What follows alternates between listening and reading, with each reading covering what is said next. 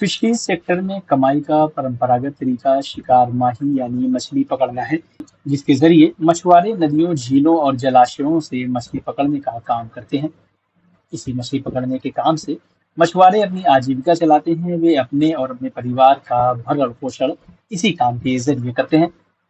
हालांकि साल में कुछ वक्त ऐसा भी आता है कि जब शिकार माही यानी मछली पकड़ने के इस काम पर सरकार की तरफ से रोक लगा दी जाती है।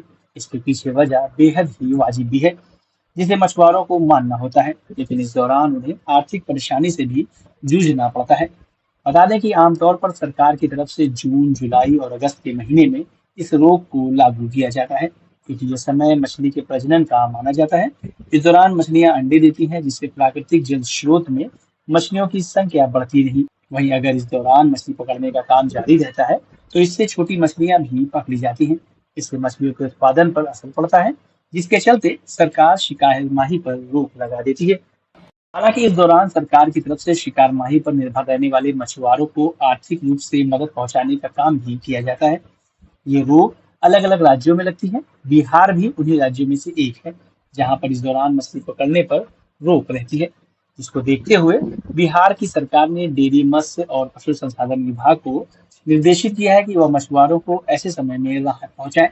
सरकार के निर्देश पर डेयरी, मत्स्य एवं पशु संसाधन विभाग की ओर से राहत सह बचत योजना की शुरुआत की गई है। मत्स्य शिकार माही के प्रतिषेध महीनों में वित्तीय राहत पहुंचाने के उद्देश्य से प्रत्येक मछुआरों को वार्षिक तौर पर 1500 रुपए का अंशदान सरकार की ओर से दिया जाएगा।